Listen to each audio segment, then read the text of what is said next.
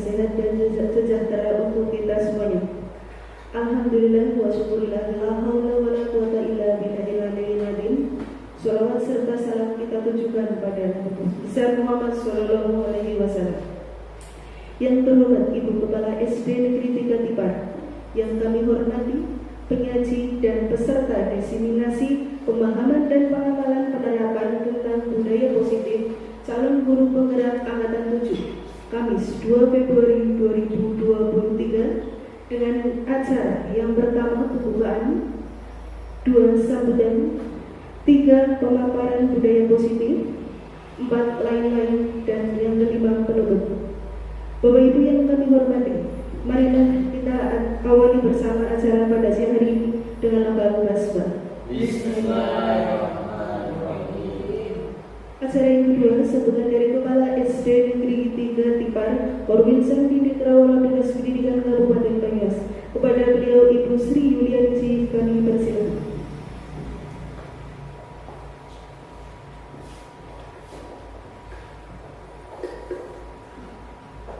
Bismillahirrahmanirrahim. Assalamualaikum warahmatullahi wabarakatuh. Waalaikumsalam warahmatullahi wabarakatuh. Bismillahirrahmanirrahim. Alhamdulillahirabbil alamin, wassalatu wassalamu ala asrofil anbiya'i wal mursalin wa ala alihi wa sahbihi ajmain, amma ba'du. Bapak Ibu Dewan Guru SD Negeri 3 Tipar yang saya hormati,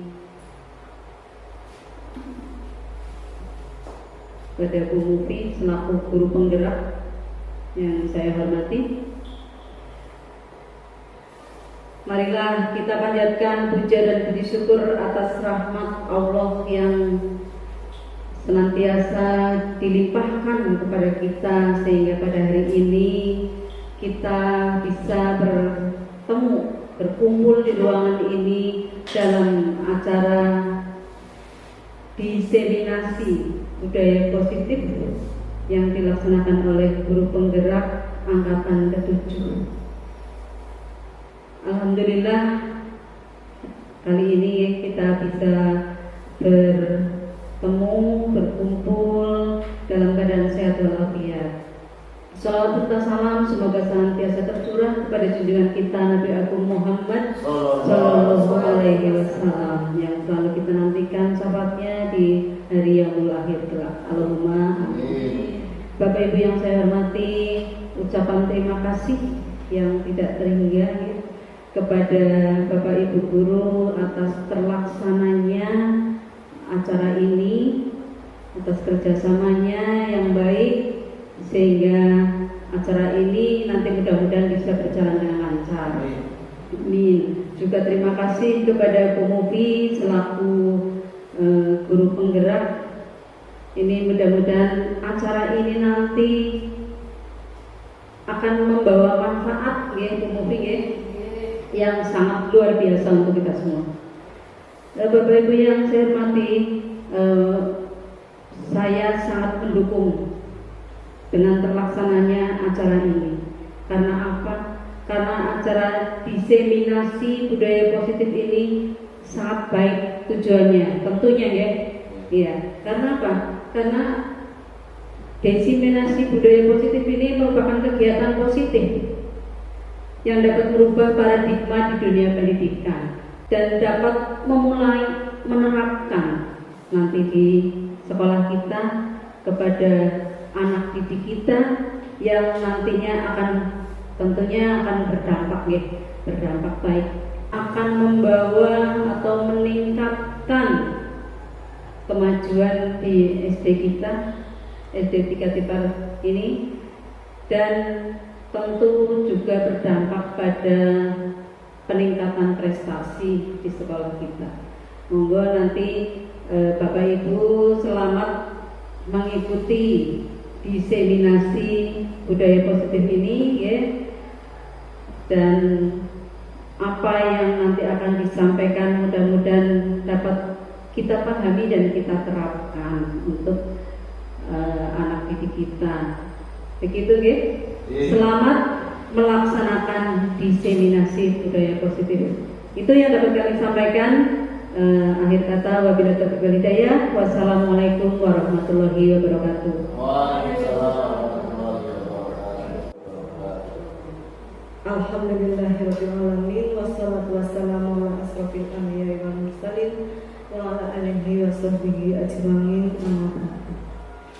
Yang terhormat Ibu Kepala SD Negeri 3 Tipar, yang saya hormati rekan-rekan pendidik dan kependidikan SD Negeri 3 Tipar.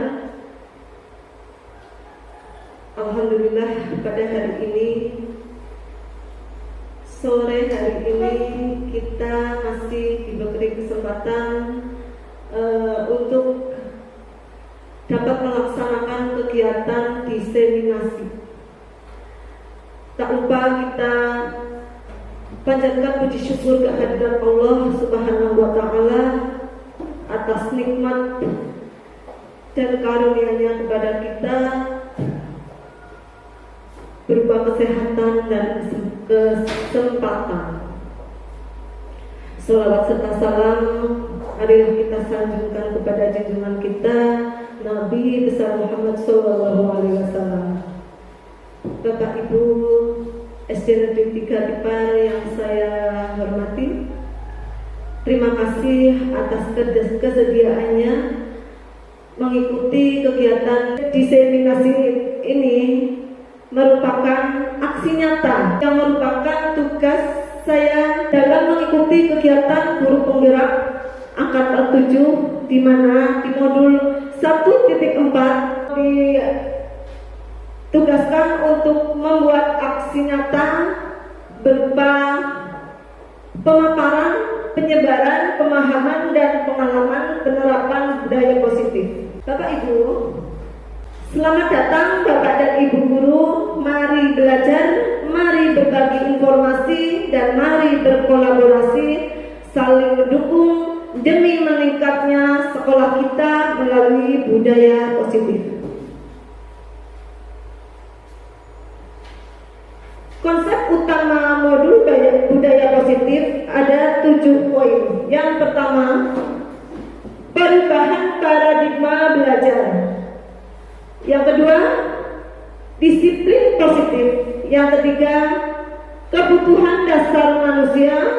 Yang keempat, motivasi perilaku manusia. Yang kelima, posisi kontrol restitusi. Yang keenam, keyakinan kelas. Yang ketujuh, segitiga restitusi.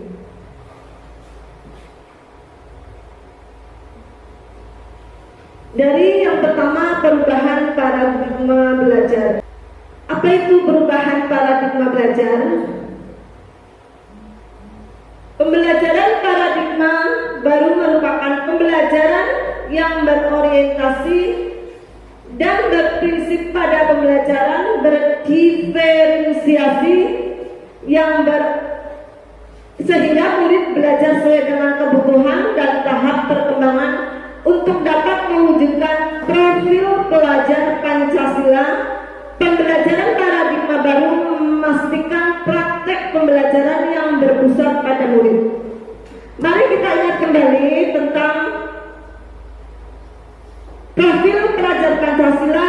Ada berapa dimensi, Ibu-ibu? Bapak Ibu? Ada 6. Coba apa saja? Iya. Yang pertama, beriman dan bertakwa kepada Tuhan Yang Maha Esa dan berakhlak mulia, mandiri, berkebinekaan global, bergotong royong, kreatif, dan bernalar kritis. Ya, itu dimensi dari profil pelajar Pancasila. Selanjutnya, disiplin positif. Disiplin positif dalam budaya kita, makna kata disiplin dimaknai sebagai sesuatu yang dilakukan seseorang pada orang lain untuk mendapatkan kepatuhan kita cenderung menghubungkan kata disiplin dengan ketidaknyamanan. Disiplin ya, ini karena peraturan. Jadi karena peraturan kadang dikaitkan dengan ketidaknyamanan.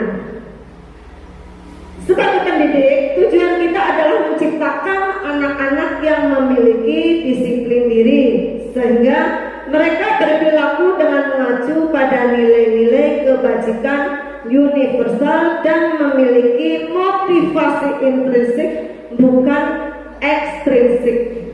Motivasi intrinsik itu motivasi yang muncul dari diri sendiri, ya, bukan karena ekstrinsik. Ekstrinsik itu pengaruh dari luar, ya.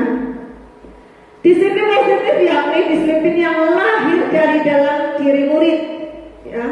Saya ulangi, dari dalam diri murid itu sendiri, dari dalam diri sendiri. Dan karena motivasi intrinsik, bukan karena motivasi ekstrinsik atau dorongan yang dari luar. Ini saya ulang tadi, ya. Misalnya yang ekstrinsik itu pengaruh dari luar karena pujian, nah, karena ingin dipuji, atau untuk menyenangkan gurunya. Anak melakukan kedisiplinan kok karena ingin gurunya senang, ya, itu berarti karena ekstrinsik, ya. Dan karena takut pada hukuman, berangkat kasih karena takut dihukum, itu karena dari luar, motivasi ekstrinsik. Sedangkan yang diharapkan dalam disiplin positif itu yang dari dalam, yang dari kesadarannya sendiri, ya. Ini yang intrinsik itu yang akan bertahan lama karena sudah, atau dia, anak tersebut akan menjiwai, ya. Jadi pengaruh dari luar itu baik tapi juga kurang bertahan lama, jadi kurang baik juga. Selanjutnya,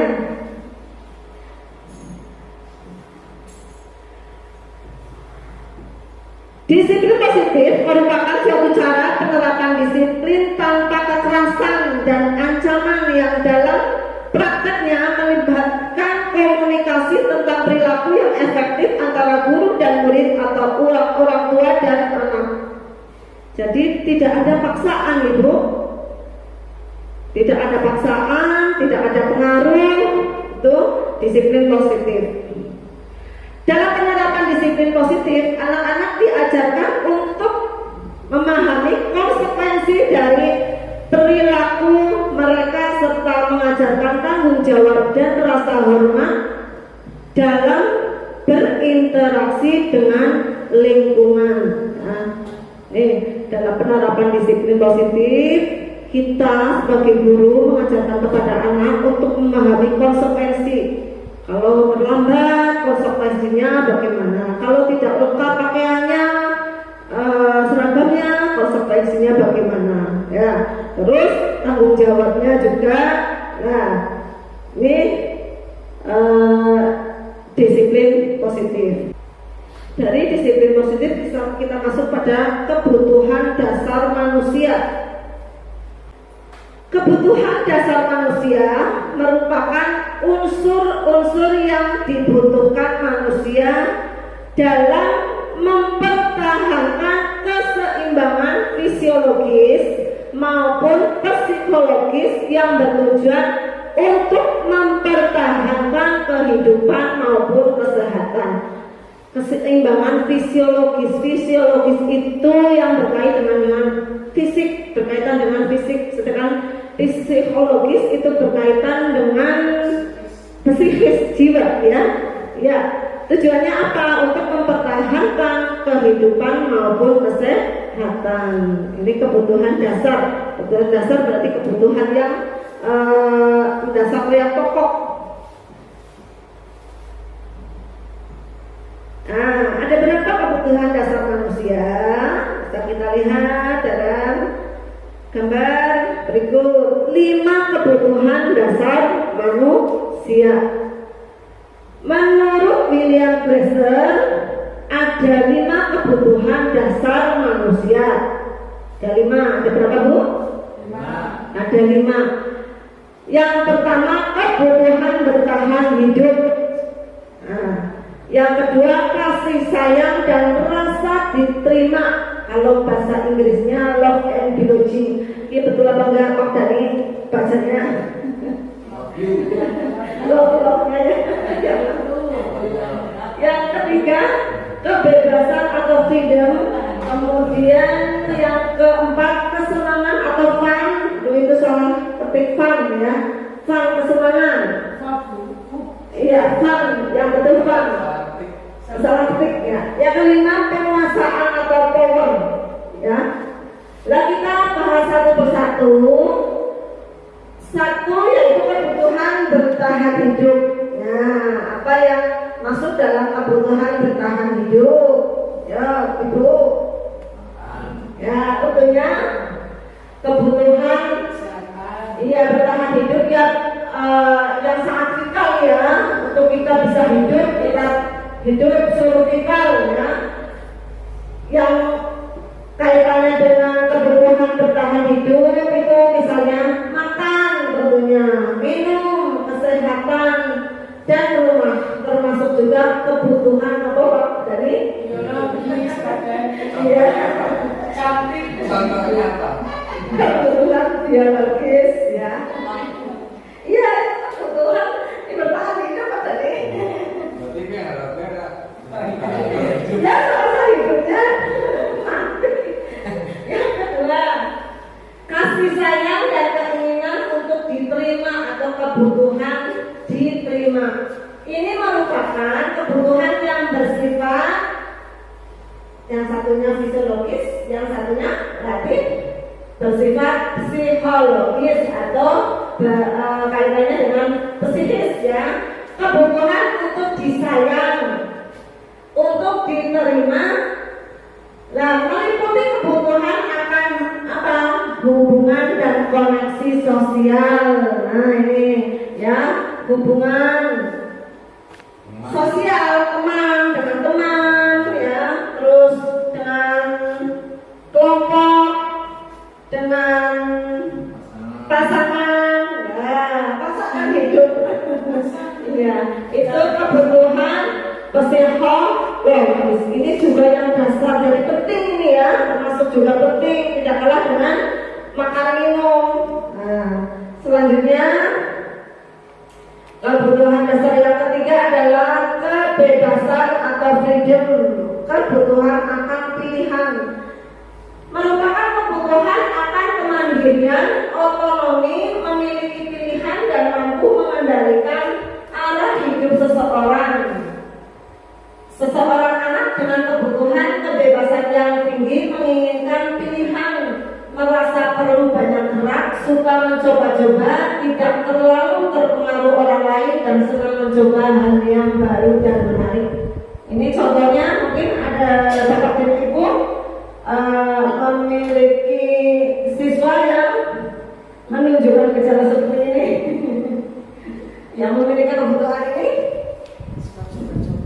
Ya, yang senang coba-coba, yang apa banyak gerak, hiperaktif gitu, seperti Novan, ya nih. Itu kalau kita pahami, kita teliti, coba Novan itu memerlukan kebutuhan hidup yang apa coba ya, bisa. Nah, mungkin yang senang coba-coba ada putra putrinya di kelas. Ya ada, itu berarti anak tersebut memiliki kebutuhan kebebasan, freedom. Kebutuhan yang dapat adalah kebutuhan kesenangan, merupakan kebutuhan untuk merasa senang atau fun, happy. Ini merupakan kebutuhan untuk mencari kesenangan, bermain dan tertawa. Nah, di sini Glaser menghubungkan kebutuhan kesenangan dengan belajar, ya, terkait dengan belajar. Anak dengan kebutuhan dasar kesenangan yang tinggi biasanya ingin menikmati apa yang dilakukan. Mereka juga berkonsentrasi tinggi mengerjakan hal yang disenangi. Mereka juga suka permainan dan mengoleksi barang. Nah, mungkin putra-putri bapak ibu di rumah ada yang menunjukkan yang demikian. Ada ya. Terus mungkin muridnya juga suka permainan. Nah, mungkin lagi diajak kok. Ada murid kita yang main. Nah, kita perhatikan mungkin anak tersebut memang memerlukan atau sedang membutuhkan, ya, sedang membutuhkan kebutuhan hidup berupa kesenangan, karena mungkin di rumah itu orang tuanya mengkang, jadi di sekolahan dia memenuhinya dengan bermain, karena di rumah mungkin dibatasi. Jadi kita itu kepada anak bisa memperhatikan, oh anak yang begini berarti kita kaitkan dengan kebutuhan dasar, berarti anak atau murid kita sedang membutuhkan kebutuhan apa gitu ya. Selanjutnya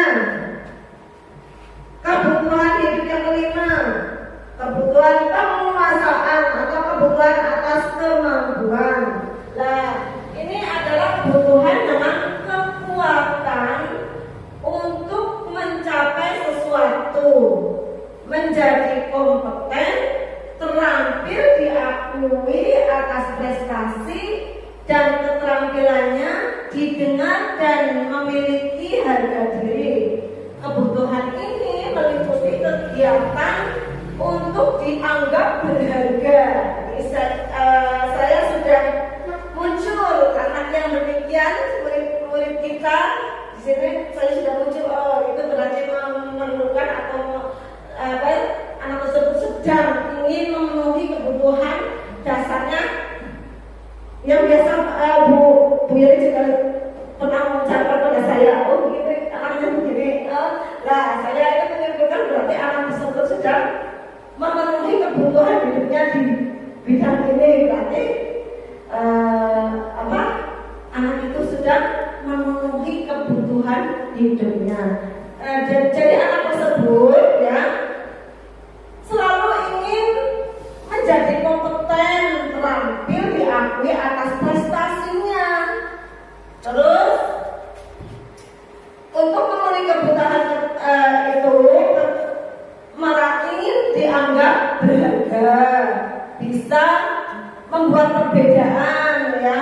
Kalau saya beda dengan yang lain ya, dengan teman-teman saya ini beda, merasa ingin diakui ya, bisa membuat pencapaian atau kompeten ya. Biasanya memang anak yang sejenis ini memiliki kompeten, memiliki kemampuan ya. Lah keinginan juga diakui dan dihormati. Kalau saya itu menganalisa itu Valen, ya Bu. Valen itu ya menunjukkan saya mampu gitu. Terus saya senang ketika dia mengikuti perlombaan. Tuh ya, yang selanjutnya sudah 5 ya. Masuk di motivasi perilaku manusia.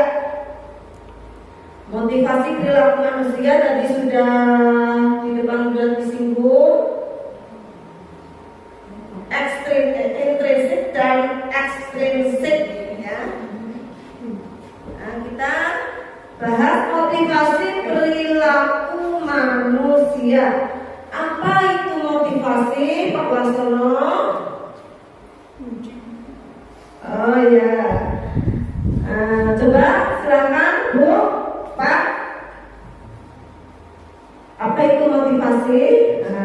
Motivasi adalah dorongan ya, dorongan yang timbul pada diri seseorang secara sadar atau tidak sadar untuk melakukan tindakan dengan tujuan tertentu.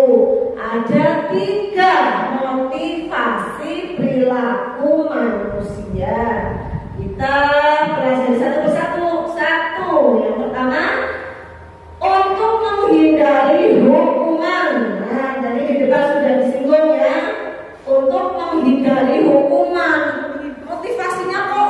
menghindari hukuman. Berarti ini ekstrinsik apa intrinsik? Ekstrinsik, betul sekali. Motivasi ekstrinsik ya, menghindari hukuman merupakan termasuk motivasi ekstrinsik, betul sekali, karena kami melakukan disiplin diri untuk menghindari hukuman. Bisa diberikan contoh? Contohnya untuk menghindari hukuman dengan disiplin. contohnya sebagai siswa hari Senin kan mengikuti upacara, pakaian harus lengkap dengan atributnya.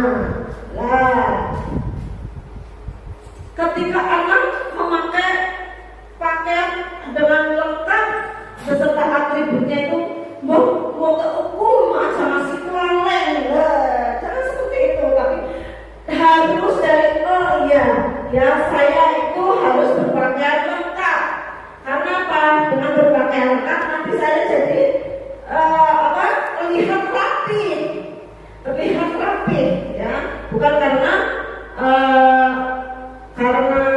takut dihukum oleh bapak atau ibu guru atau yang lainnya, ya. Bukan karena motivasi ekstrinsik. Yang kedua, untuk mendapatkan imbalan atau penghargaan dari orang lain. Nah, misalnya senang ini kadang kita mengatakan ya, kita tidak memungkiri bahwa dari ibu kita sebagai pendidik masih mempraktekkan hal ini dengan memberikan hadiah kepada siswa untuk atau supaya siswa melakukan apa yang menjadi tugas atau kegiatan yang memang harus siswa lakukan. Nah, siapa yang rajin melakukan semua dengan baik nanti dapat dompres. Iya, itu sudah mempraktekkan motivasi ekstrinsik. Ya, itu merupakan termasuk motivasi ekstrinsik karena apa ya? Melakukan disiplin diri karena ingin mendapatkan imbalan atau hadiah atau penghargaan. Ya sudah bagus, tapi pelan-pelan kita berniat untuk siswa itu menumbuhkan dan mengembangkan disiplin diri itu dari dirinya, ya. Jangan kita itu terus memotivasi dari luar, ya. Nggak apa-apa, kita pelan-pelan dan pelan-pelan tapi pasti, ya. Selanjutnya yang ketiga, untuk menjadi orang yang mereka inginkan dan menghargai diri sendiri dengan nilai-nilai yang mereka percaya. Ini merupakan termasuk motivasi intrinsik. Nah, karena apa? Karena untuk menjadi orang yang mereka inginkan, maksudnya siswa tersebut, ya, ingin menjadi anak yang memang punya rasa disiplin yang tinggi, ya. Anak tersebut memiliki keinginan yang seperti itu dan menghargai diri sendiri, ya. Dengan berdisiplin diri berarti menghargai dirinya sendiri dengan nilai-nilai yang mereka percaya, nilai-nilai kebajikan, yaitu disiplin positif. Nah, inilah Bapak Ibu, kita sebagai pendidik, mari kita ya menanamkan disiplin positif kepada anak. Di poin yang ketiga ini, insya Allah bagus sekali yang ketiga ini, ya, merupakan tujuan yang mulia yang ingin dicapai oleh setiap individu, ya. Tentunya setiap individu ingin nilai-nilai kebajikan itu menyatu pada diri kita, ya, pada diri kita, pada anak-anak. Nah, selanjutnya itu motivasi. Selanjutnya adalah konsep disiplin dengan identitas gagal. Nah, disiplin dengan identitas gagal. Gagal berarti gagal itu apa? Gagal tidak tercapai. Tidak tercapai, betul sekali Bu. Ya, dengan identitas gagal yaitu yang pertama hukuman. Lah hukuman itu disiplin gagal dengan hukuman. Karena apa? Dengan hukuman itu sesuatu yang menyakitkan akan terjadi. Ya, anak kalau dihukum pasti akan merasa, meskipun kita tidak melihat, mungkin anak akan terlihat biasa, tapi saya yakin di dalam hatinya itu akan merasa sakit. Saya dihukum Bu Guru, saya ini Pak Guru, ya. Berarti kita sebagai guru sudah melukai perasaan anak didik kita, telah membuat sakit. Itulah ya kenapa hukuman termasuk sebagai konsep disiplin dengan identitas gagal. Yang kedua, murid menjadi tidak nyaman. Tentu saja ya, dengan hukuman murid itu merasa tidak nyaman. Kemudian murid juga menjadi takut. Dengan hukuman itu anak menjadi takut. Jadi anak itu kayak gem gitu ya, jadi takut. Yang keempat, kemudian perilaku pasif atau agresif meningkat. Bisa ya, anak itu menjadi pasif. Jadi apa? Mematikan karakter ya. Kemudian kadang menjadi malah rege karena marah, karena kecewa. Anak itu malah menjadi apa? Agresifnya malah meningkat. Jadi lebih apa? Yang nakal jadi lebih nakal gitu. Itu hukuman. Kemudian yang kelima, murid menyembunyikan kesalahan. Nah, kemarin kelas berapa ya, Bu? Yang kelas 6 yang menyembunyikan kerudung itu. Lah, waktu itu saya sedikit menerapkan apa yang saya pelajari di budaya positif. Jadi saya tidak langsung itu memarahi, tapi saya dengan pelan-pelan, jajal Mas, kenapa? Ya, kalau memang itu salah tidak apa-apa. Nah, akhirnya kan dengan kita tidak memberi kata-kata yang seakan-akan menghukum anak tersebut, justru anak tersebut malah menjadi jujur, tidak menyembunyikan. Beda dengan kita itu memberikan hukuman, malah justru anak atau murid kita akan menyembunyikan kesalahan. Akhirnya jujur Mas apa ya? Mas Dika sama Mas Fadil ya, kelas 6 itu. Sebenarnya ini juga sudah sering kita temui ya pada anak-anak kita. Kejadian-kejadian yang mengarah pada konsep disiplin. Kemudian yang keenam, murid menjadi rendah diri atau minder. Ini biasanya anak yang pemalu ketika melakukan kesalahan jadi malah tambah minder, tambah rendah diri, isinan. Ini malah sangat kasihan anaknya. Jadi mari kita bersama-sama untuk memperbaiki sebisa mungkin untuk menghindari untuk memberi hukuman kepada anak didik kita, karena akibatnya demikian tadi yang sudah saya sampaikan. Yang ketujuh, memaksa. Ya, hukuman itu memaksa. Kalau kita dipaksa, nyaman apa tidak, Bu? Tidak kan? Begitu juga dengan anak-anak, kalau dipaksa ya merasa tidak nyaman. Kemudian konsep disiplin dengan identitas gagal dengan penghargaan. Nah, dari hukuman sekarang penghargaan, yaitu yang pertama tidak efektif. Dengan penghargaan itu sebenarnya tidak efektif Bapak Ibu. Kemudian merusak hubungan. Ya, tadinya ketika memberi penghargaan hubungannya baik, ya harmonis. Tapi ketika begitu tidak memberi penghargaan, akan muncul atau menjadi tidak harmonis ya. Nah, itulah yang menjadi merusak hubungan. Kemudian yang ketiga menimbulkan kecemburuan. Misalnya kita sebagai guru memberi penghargaan kepada salah satu anak didik kita, kemudian yang lain, lah padahal kau sing pinter, sing duweni hadiah. Itu kan menimbulkan kecemburuan pada yang lain ya. Selanjutnya menimbulkan rasa iri. Aku juga jadi kepengin beri hadiah, tapi bu guru senangnya malah ke dia terus, kasih begitu. Jadi menimbulkan rasa iri. Yang kelima, mematikan kreativitas. Lah bu guru, anggar saya seperti ini juga sudah senang. Jadi tidak berusaha untuk meningkatkan kreativitasnya lagi. Yang ketujuh, menghukum dengan sistem ranking. Nah makanya sekarang kan sudah tidak ada rankingan ya.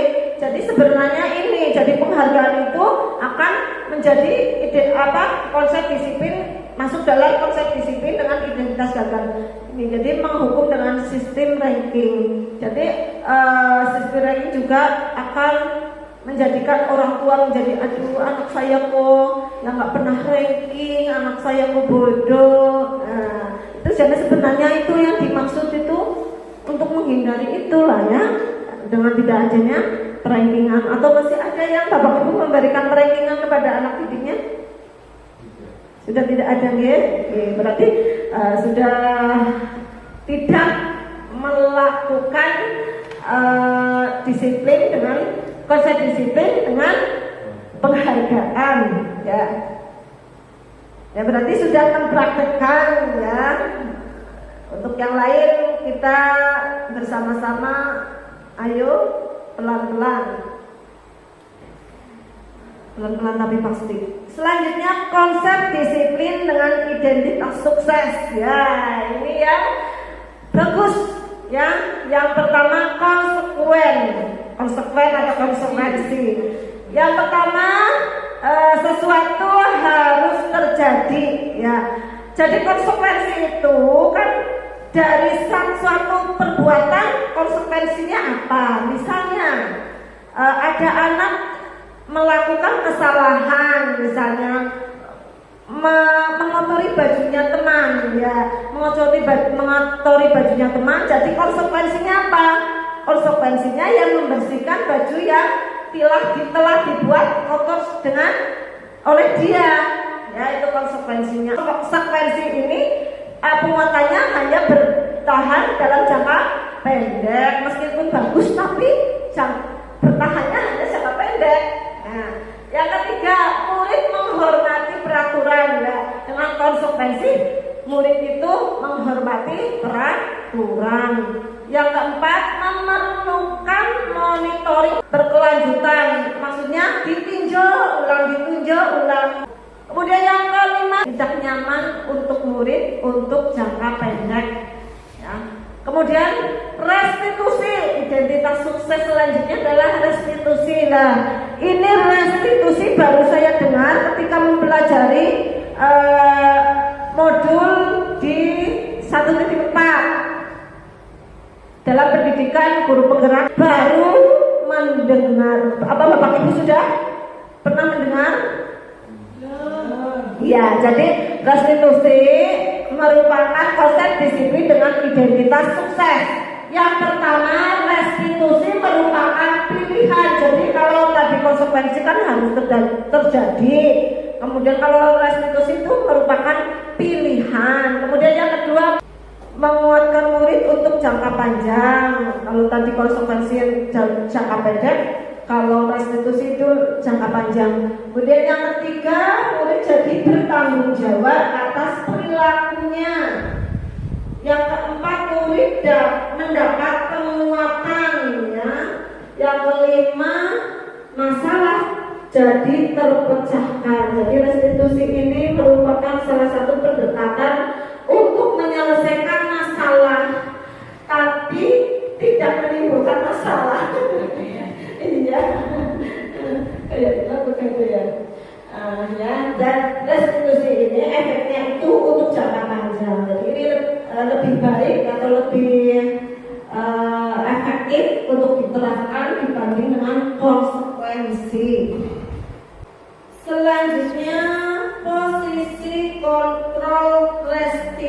fisik. Nah ini coba kita pelajari ada 5 posisi kontrol. Coba nanti Bapak Ibu bisa mengaca atau mengoreksi diri, saya itu selama ini berada di posisi kontrol yang mana. Jadi yang pertama dari posisi kontrol ini Bapak Ibu ada 5. 1 sebagai penghukum. Nah posisi kontrol yang pertama itu penghukum. Yang kedua pembuat rasa bersalah. Yang ketiga posisi kontrol sebagai teman. Yang keempat posisi kontrol sebagai pemantau. Yang kelima posisi kontrol sebagai manajer. Coba dari yang pertama posisi kontrol sebagai penghukum. Nah, posisi kontrol sebagai penghukum di mana seorang penghukum bisa menggunakan hukuman fisik maupun verbal. Apa yang dimaksud verbal?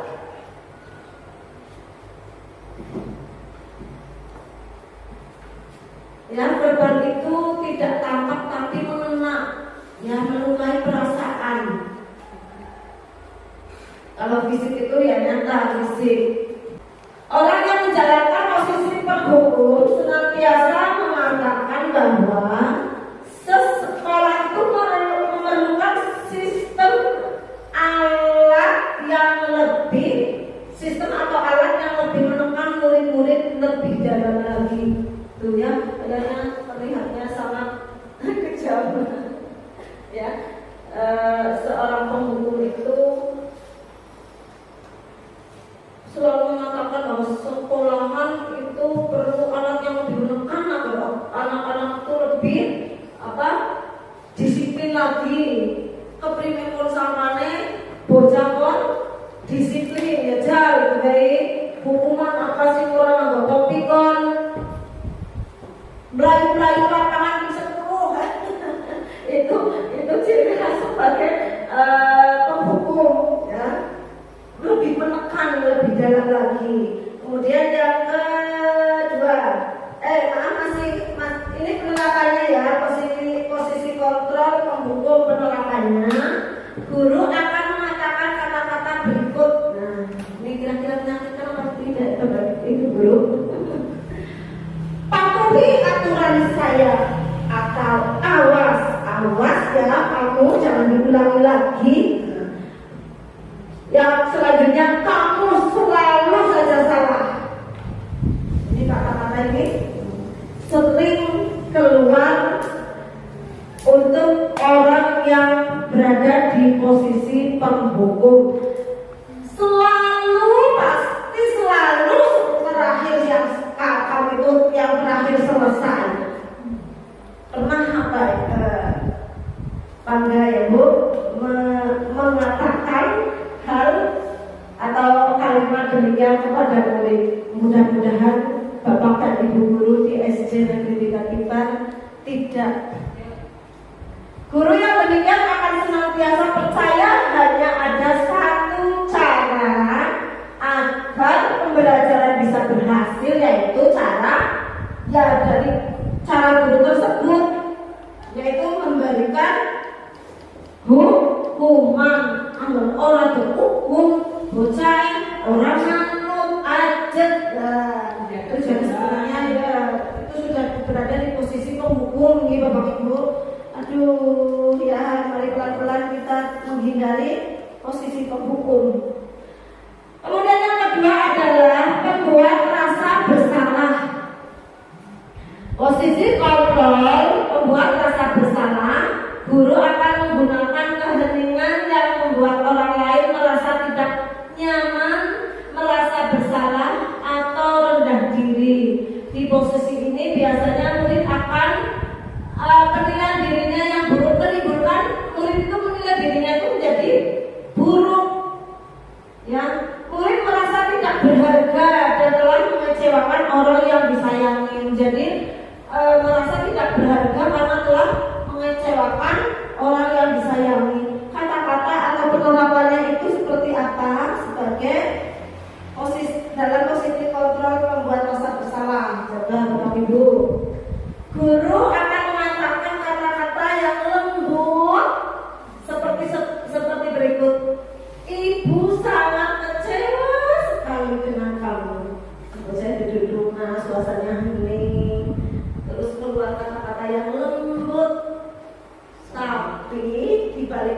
itu ya menimbulkan rasa bersalah pada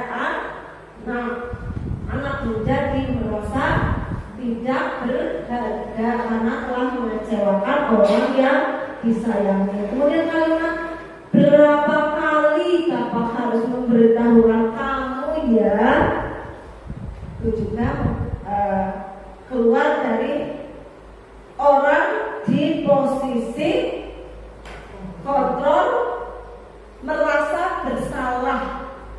Terus bagaimana coba kalau orang tua kamu tahu kamu telah berbuat seperti ini? Jadi anak mikir, saya sudah mengecewakan orang tua. Bagaimana kalau orang tua, bapak ibu saya tahu saya sudah berbuat salah seperti ini? Nah, itu posisi kontrol membuat rasa bersalah. Nah, kemudian yang ketiga, posisi kontrol sebagai teman. Pada posisi kontrol sebagai teman, guru tidak akan menyakiti murid, namun tetap akan mengontrol murid secara persuasif. Posisi teman pada guru bisa berdampak positif, tapi juga berdampak negatif. Positifnya, bila menjalin hubungan yang baik dengan murid, ya terjadi hubungan yang baik dengan murid karena sebagai teman, jadi hubungannya menjadi baik. Mungkin di sini bapak ibu guru juga ada yang di posisi seperti ini ya dengan murid, hubungannya baik seperti teman. Sedangkan di sisi negatifnya, bila guru itu suatu saat tidak membantu murid, maka murid tersebut akan kecewa dan murid hanya bertindak untuk guru tersebut, ya. Ini sisi negatifnya. Jadi ada baiknya hubungan jadi baik, tapi negatifnya ketika tidak ada untuk anak tersebut, tidak bisa membantu, maka murid itu hanya mau untuk bertindak untuk guru tersebut. Kemudian penerapannya untuk posisi kontrol sebagai teman biasanya mengatakan kata-kata sebagai berikut. Ayolah, bantulah demi bapak ya. Kemudian, ayo ingat bantuan bapak selama ini.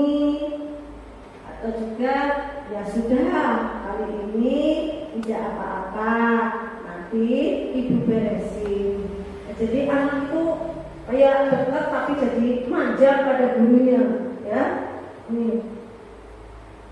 Ada lapor dari dengan muridnya posisi kontrol sebagai teman? Ya, ada ya, ada kelas 4 itu. Banyak ya kelas 4 ya. Selanjutnya yang keempat, posisi kontrol sebagai pemantau. Jadi pemantau berarti mengawasi. Pada saat kita mengawasi, kita bertanggung jawab atas perilaku orang-orang yang kita awasi. Nah, pemantau yang mengawasi. Penerapan posisi sebagai pemantau biasanya guru dengan posisi sebagai pemantau akan mengatakan kata-kata sebagai berikut. Peraturannya apa? Apa yang telah kamu lakukan? Sanksi atau konsekuensinya apa? Nah, ada bapak ibu yang berada di posisi pemantau? Ayo, peraturannya apa? Masih ingat gak peraturannya? Misalnya kepada anak itu ada yang kurang disiplin atau bertanggung jawab. Peraturannya apa? Tapi guru mantau takut peraturannya apa? Ya, hanya memantau. Selanjutnya yang kelima, ini adalah posisi kontrol mungkin yang paling bagus, yaitu posisi kontrol sebagai manajer. Manajer adalah posisi di mana guru berbuat sesuatu bersama dengan murid, mempersilahkan murid, mempertanggungjawabkan perilakunya, mendukung murid agar dapat menemukan solusi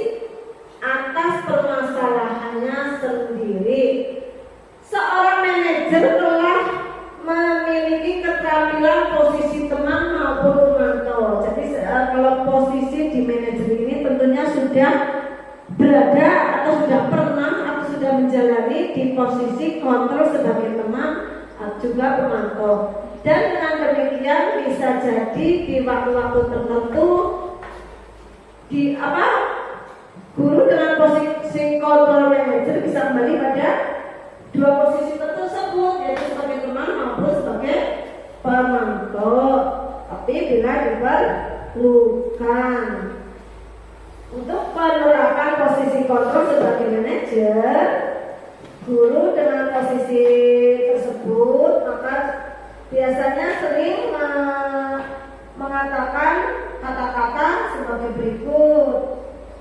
Apa masih ingat keyakinan kelas kita? Kembali ke keyakinan kelas atau kesepakatan kelas yang telah dibuat oleh guru dan anak, ya, secara bersama-sama, diyakini bersama. Yang kedua, apakah kamu meyakininya?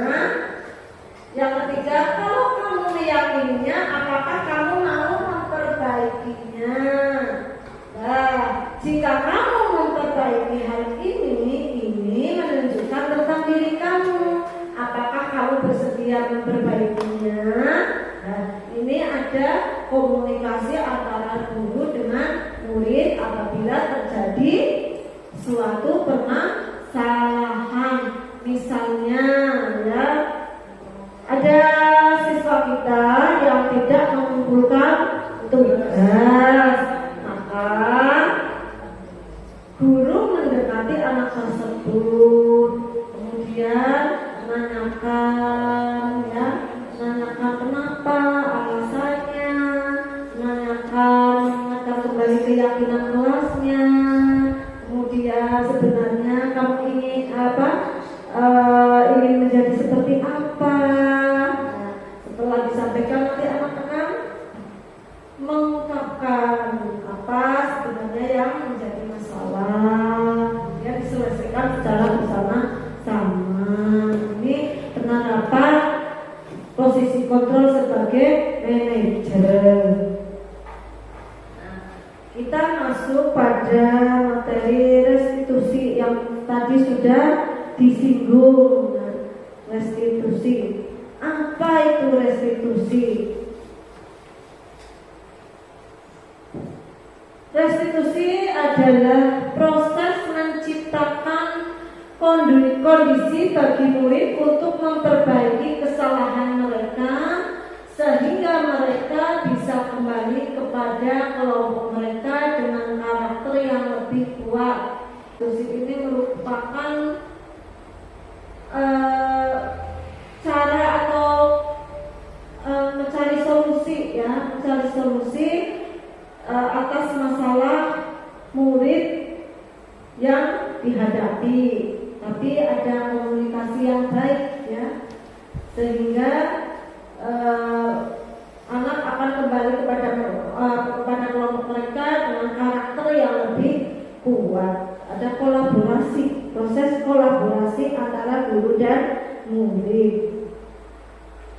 Selanjutnya, proses 3 tahapan segitiga restitusi didasarkan pada prinsip-prinsip utama dari teori kontrol yang tadi dari teori kontrol yang sudah kita pelajari sebelumnya, yaitu ada 3 langkah, ya, dalam segitiga restitusi ini ada 3 langkah. Yang pertama, menstabilkan identitas. Yang kedua, validasi tindakan yang salah. Yang ketiga, menanyakan keyakinan. Tadi kan sudah saya sampaikan, menanyakan keyakinan kelas. Kemudian teori kontrol, kita semua akan melakukan hal yang terbaik yang bisa dilakukan. Yang kedua, semua memiliki perilaku atau memiliki alasan. Kemudian yang ketiga, kita semua memiliki motivasi internal. Ya, dalam segitiga restitusi itu kita lihat bersama segitiga restitusi. dalam segitiga restitusi yang pertama itu validasi tindakan yang salah. Kamu tentu punya alasan mengapa melakukan itu, itu. Adakah cara yang lebih efektif untuk mendapatkan apa yang kamu butuhkan? Kemudian menanyakan keyakinan puas apa yang telah kita sepakati, dan kamu ingin menjadi orang yang seperti apa. Kemudian menstabilkan identitas, itu segitiga restitusi. Ini juga baru saya temui tentang restitusi itu ya di program guru penggerak di modul 1.4. Kita pelajari satu persatu. Yang pertama, menstabilkan identitas. Ini merupakan bagian dasar dari segitiga restitusi, ya, bertujuan untuk mengubah identitas anak dari orang yang gagal, ya, gagal karena melakukan kesalahan, menjadi orang yang sukses karena menyadari akan kesalahannya dan berjanji atau berusaha untuk memperbaikinya. Anak yang melanggar peraturan karena sedang mencari perhatian adalah anak yang mengalami kegagalan. Nah, bisa jadi anak yang melakukan kesalahan itu merupakan suatu cara anak tersebut dalam mencari perhatian, ya. Anak tersebut juga mencoba memenuhi kebutuhan dasarnya tadi dengan mencari perhatian, namun ada benturan, jadi yang dilakukan seakan-akan itu sebuah kesalahan, ya. Maka kita itu kalau demikian mengkritiknya, kalau kita mengkritiknya itu kita dalam posisi yang gagal, ya. Jadi kita juga jangan mengkritik, tapi kita melakukan tadi menstabilkan identitas, ya. Kemudian yang kedua, menstabilkan identitas. Kalau kita ingin, ya, murid kita itu lebih reflektif, maka kita harus meyakinkan si anak dengan mengatakan kalimat berikut. Ini, ya, menstabilkan identitas. Apa Pak Dhani? Berbuat. Ini yang dikatakan loh, ya, dikatakan oleh kita sebagai pendidik kepada anak apabila anak atau murid kita itu melakukan sebuah kesalahan. Berbuat salah ini masuk dalam menstabilkan identitas, ya. Apa yang dikatakan dalam menstabilkan identitas? Berbuat salah tidak apa-apa, karena setiap manusia pasti pernah berbuat salah. Yang penting kita tidak akan mengulangi kesalahan lagi. Nah, kemarin waktu Mas Fadil sama Mas Dika itu pernah duduk, saya pun mengatakan demikian, Mas, kamu menyadari itu kesalahan, tidak apa-apa, itu hal yang salah, aku sudah mengakuinya. Yang penting yang sudah dilakukan ya sudah, tapi jangan diulangi lagi. Dan Mas Dika sama Mas Fadil itu sudah berjanji, sudah kayak gini janji katanya tidak mengulangi lagi. Kemudian tidak ada manusia yang sempurna, semua pasti pernah salah, ya. Demikian kalau didik kita itu melakukan kesalahan, kita katakan demikian, ya. Tidak ada manusia yang sempurna, semua pasti pernah berbuat salah. Demikian dengan Bu Guru, Pak Guru juga pasti pernah melakukan kesalahan. Bapak Ibu Guru juga pernah melakukan kesalahan. Kita katakan, tidak perlu kita itu merasa sebagai guru tidak melakukan kesalahan, karena guru juga manusia. Ya, kemudian Bapak Ibu tidak ingin mencari kesalahan, tapi Bapak Ibu Guru ingin mencari solusi dari permasalahan ini. Nah, Bapak Ibu Guru itu tidak marah, ya, dan juga tidak mencari kesalahan, tapi Bapak Ibu Guru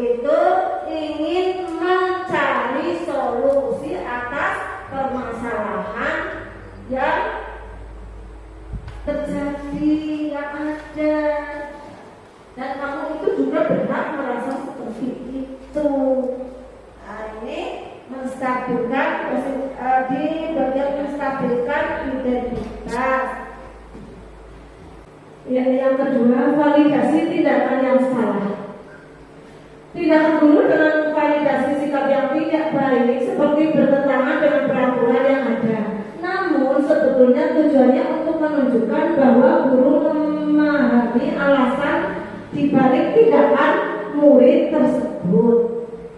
Validasi ya tindakan yang salah. Yang ketiga, menanyakan keyakinan. Setelah kontrol menyatakan bahwa kita berdasarkan termotivasi secara internal. Ya. Ketika identitas sukses telah tercapai atau langkah ya, dan tingkah laku yang telah divalidasi atau langkah yang kedua, maka anak akan siap untuk dihubungkan dengan nilai-nilai yang dipercaya dan bisa menjadi orang yang diinginkan. Selanjutnya, menanyakan keyakinan. Pertanyaan di bawah ini menghubungkan keyakinan anak dengan keyakinan kelas dan keluarga. Atau kelas atau keluarga. Apakah yang kita percaya sebagai kelas atau keluarga? Kemudian yang kedua, apakah nilai-nilai yang telah kita sepakati? Kemudian apa bayangan kelas kita yang ideal atau impian kelas kita itu apa? Selanjutnya, kamu ingin menjadi orang yang seperti apa? Kelas nutrisi membantu murid memiliki tujuan, disiplin positif dan memulihkan dirinya setelah berbuat salah.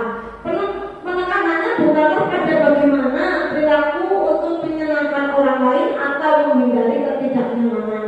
Namun tujuannya adalah menjadi orang yang menghargai nilai-nilai kebajikan yang mereka percayai. Sebelumnya kita belajar teori kontrol dan pada dasarnya kita memiliki motivasi intrinsik.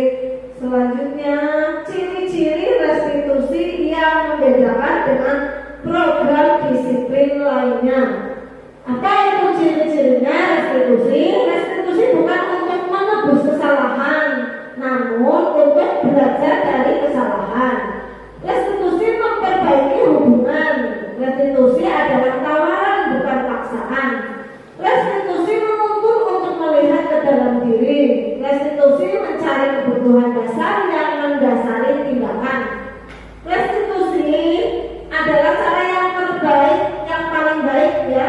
Kemudian restitusi berfokus pada karakter bukan tindakan.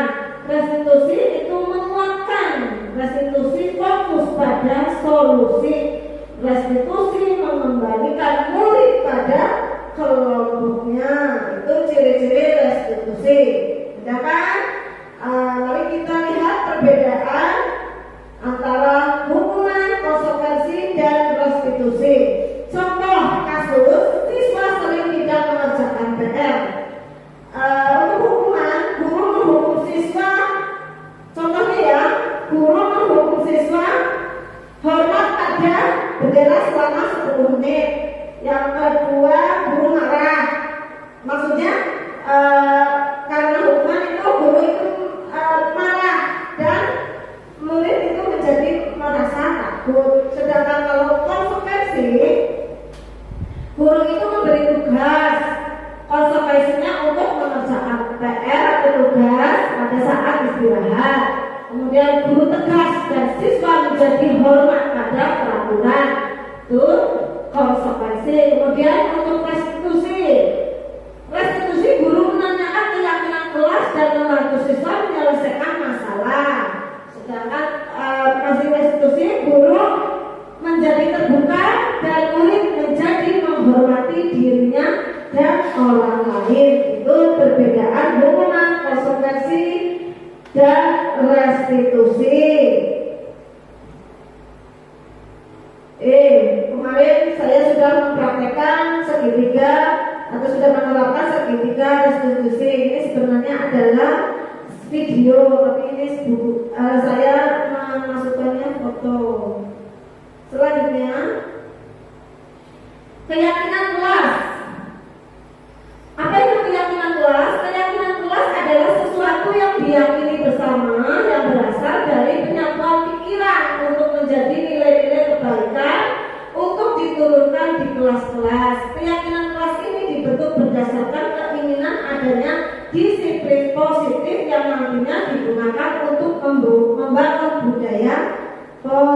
positif. Semangat membangun keyakinan kelas ini seiring dengan tujuan akhir, yaitu pendidikan yang berorientasi pada profil pelajar Pancasila. Latar belakang pembentukan keyakinan kelas ini adalah dari pemikiran Ki Hajar Dewantara mengenai disiplin positif, di mana disiplin positif merupakan salah satu dari unsur budaya positif. Keyakinan kelas dibentuk secara bersama-sama oleh guru dan murid di dalam kelas. Keyakinan kelas berisi beberapa peraturan untuk membantu guru dan murid bekerja sama membentuk kegiatan belajar mengajar yang efektif. Keyakinan kelas tidak hanya berisi harapan guru, tetapi terhadap muridnya, tapi juga harapan murid terhadap gurunya, harapan guru dan murid terhadap proses pembelajaran yang berlangsung. Keyakinan disusun dan dikembangkan bersama antara guru dan murid. Ya, nih, silakan Bapak Ibu mempraktekkan. Nilai-nilai keselamatan atau kesehatan inilah yang kita yakini sebagai suatu keyakinan, yaitu nilai-nilai kebajikan atau prinsip universal yang disepakati bersama secara universal, lepas dari latar belakang, suku, negara, bahasa, maupun agama.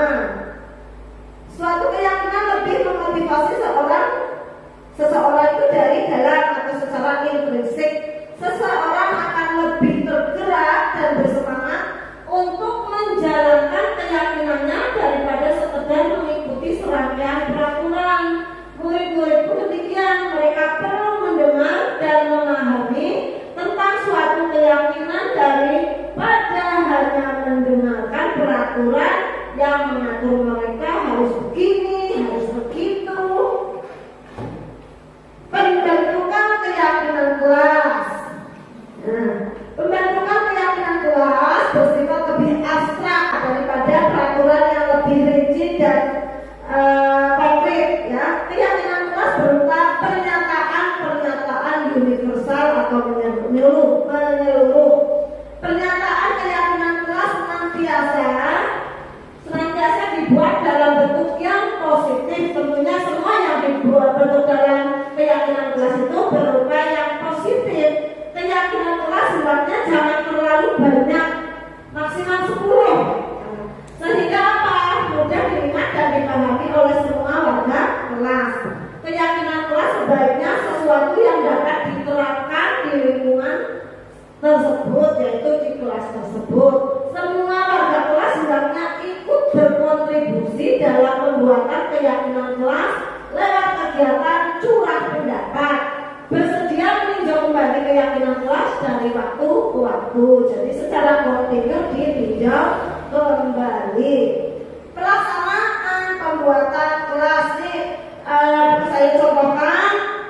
Di kelas pun siswa diberi kertas untuk menuliskan impian atau kelas impian. Kemudian siswa menulis seperti apa kelas yang mereka inginkan. Setelah itu untuk membuat kelas impian apa yang kita perlukan, itulah yang menjadi dasar menyusun suatu keyakinan kelas. Nah, keyakinan kelas ini ditulis difasilitasi oleh guru.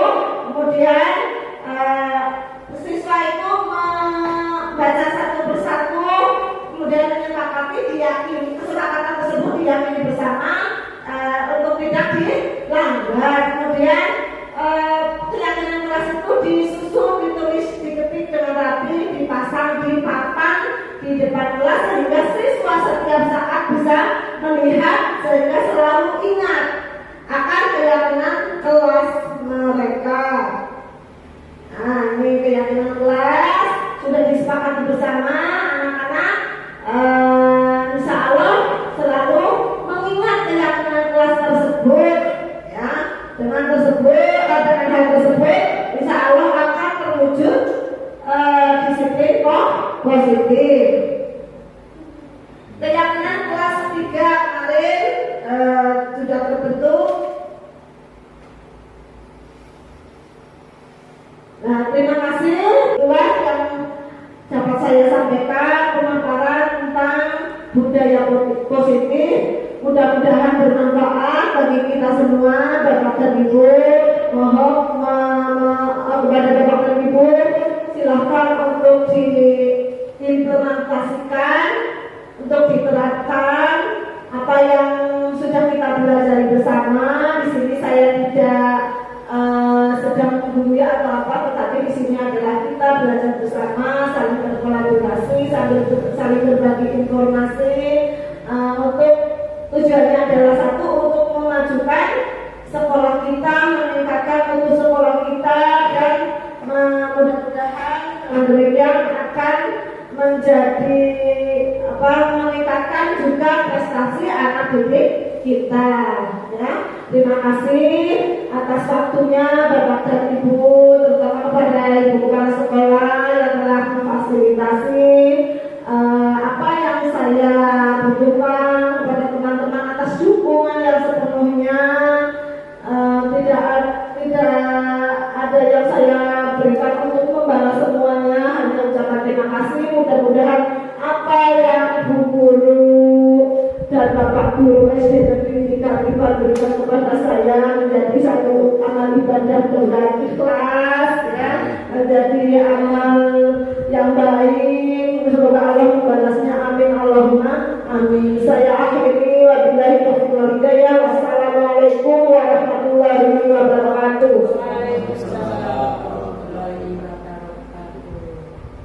Bapak Ibu yang berbahagia, selanjutnya adalah lain-lain pada acara ini kita isi dengan tanya jawab ataupun bisa sanggahan ataupun melengkapi materi yang telah disampaikan oleh saudara pemaparan atau pemateri, yaitu saudara Mufidatul Laili.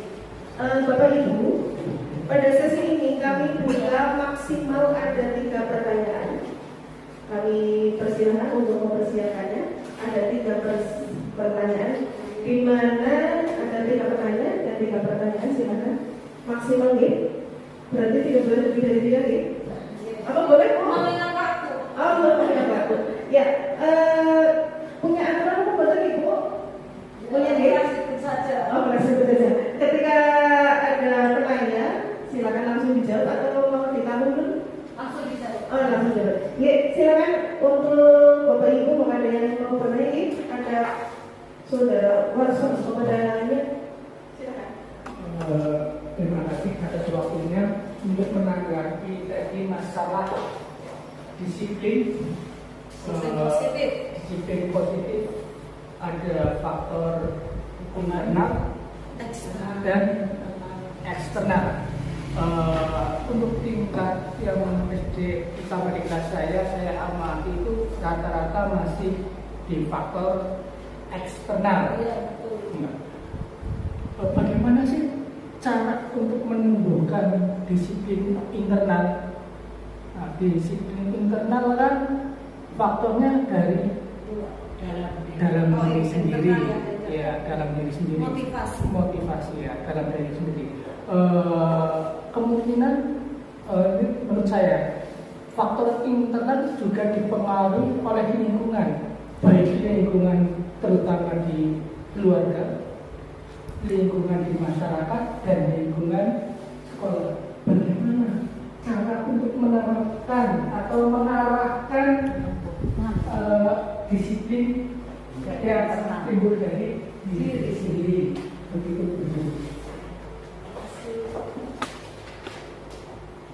Terima kasih kepada Bapak Lasono yang telah menyampaikan pertanyaannya sangat bagus. Tadi disampaikan bagaimana cara menumbuhkan disiplin positif dari secara internal atau dalam diri sendiri, karena disiplin itu ada yang mempengaruhi antara lain keluarga, masyarakat. Kalau dari keluarga itu masyarakat itu berarti dari eksternal, Pak. Iya, pengaruh luar. Iya, jadi disiplin positif yang dari diri sendiri berarti kita PR buat kita sebagai pendidik untuk menumbuhkan anak untuk menyadari bahwa itu merupakan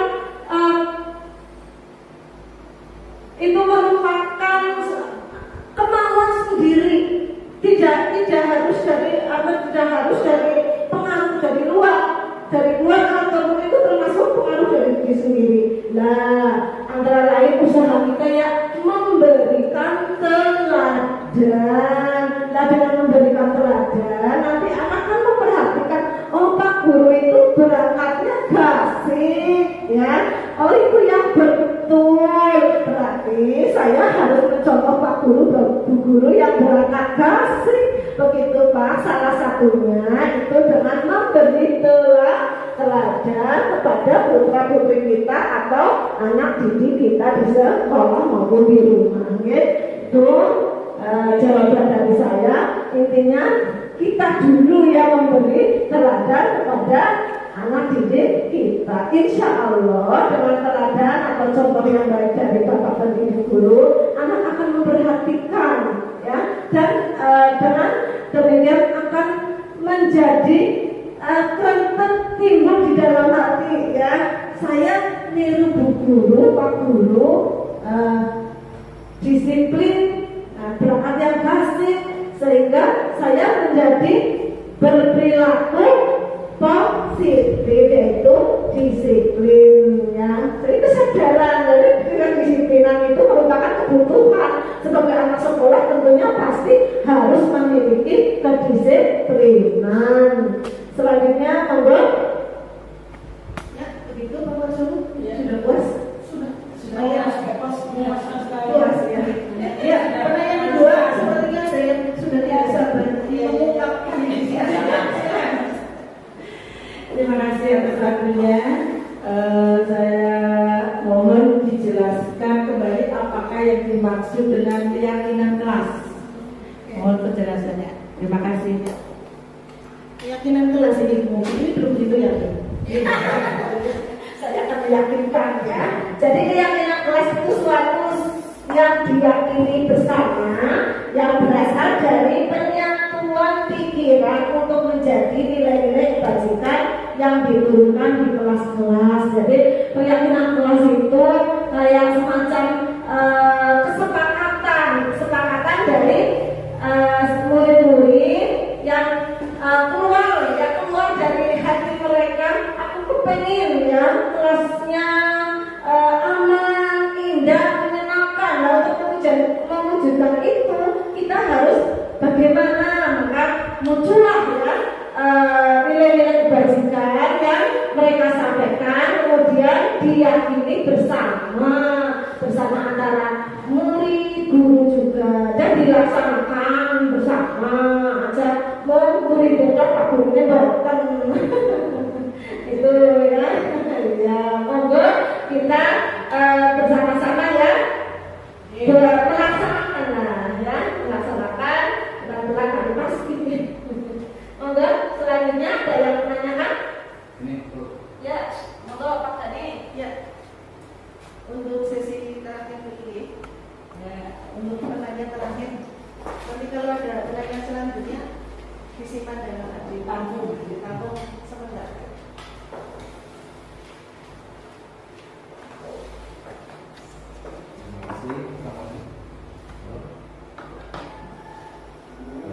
Terima kasih atas waktunya. Yang mau saya tanyakan pada kesempatan hari ini,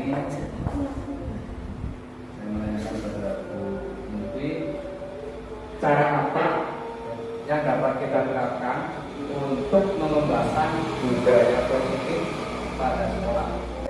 Terima kasih kepada Pak Dhani atas pertanyaan yang telah disampaikan. Jadi untuk mengembangkan budaya positif itu yang kita selalu hari pada waktu, pada tata tertib sekolah, terus berperilaku itu sesuai dengan norma-norma yang berlaku di sekolah, itu menerapkan disiplin belajar, menerapkan disiplin positif Pak Dhani, ya. Monggo diterapkan, dilaksanakan, ya. Gimana Pak Dhani? Puas kok? Saya puas. Iya, semoga itu bisa melepas sudah Anda sudah memuaskan saya. Iya. Terima kasih Bu, jawaban yang sangat bagus dan akurat. Karena tadi kalau tidak salah pembukaan itu tidak terlalu Ibu. Ya. Berarti ini ternyata sudah menutup. Mohon maaf, ya. Kalau ada selanjutnya silakan bisa ditanyakan di belakang layar. Kayak WhatsApp. Ya, dari apa yang